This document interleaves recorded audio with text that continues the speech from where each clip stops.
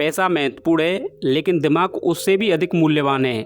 सही बुद्धि और समझदारी से धन कमाया जा सकता है, जबकि केवल धन होने से सफलता की कोई गारंटी नहीं मिलती। आज के समय में पैसा हम सबकी बहुत बड़ी ज़रूरत बन गया है। आज हर व्यक्ति अपने जीवन में पैसा कमाना चाहता है।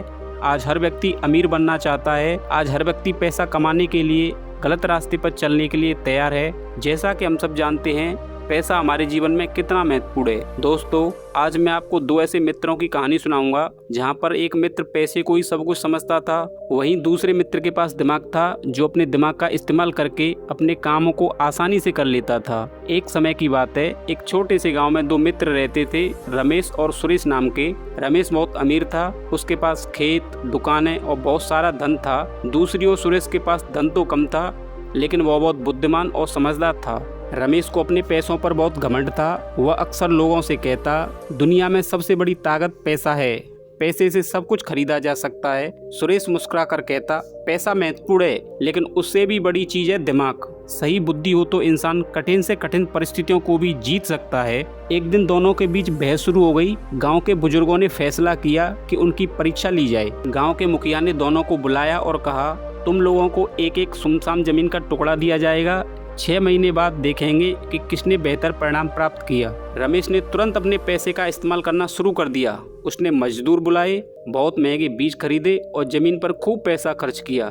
लेकिन उसने यह जानने की कोशिश नहीं की कि जमीन किस प्रकार की है, उसमें कौन सी फसल उगानी चाहिए। दूसरी ओर सुरेश ने पहले जमीन का निरीक्षण किया। उसने मिट्टी की जाँच की, गाँव के अनुभवी किसानों से सलाह ली और मौसम के अनुसार सही फसल चुनी। उसके पास पैसा ज़्यादा नहीं था, इसलिए उसने मेहनत और समझदारी का सहारा लिया। कुछ महीनों बाद भारी बारिश हुई।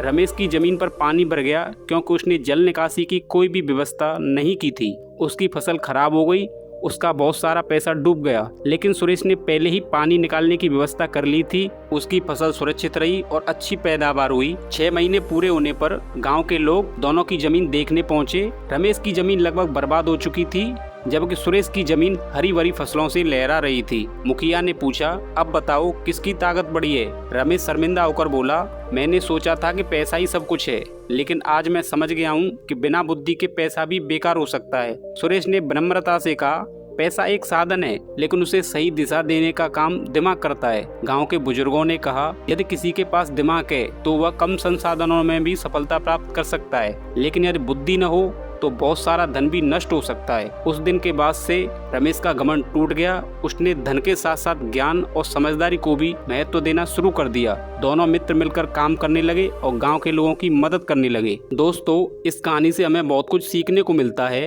अगर हम अपने दिमाग का सही इस्तेमाल करें तो हम अपने जीवन में बहुत तरक्की कर सकते हैं। कैसी लगी आपको ये कहानी? नीचे कमेंट सेक्शन में हमें ज़रूर बताएं। साथ ही अगर आप हमारे चैनल पर नए हों तो इसे सब्सक्राइब भी ज़रूर करें।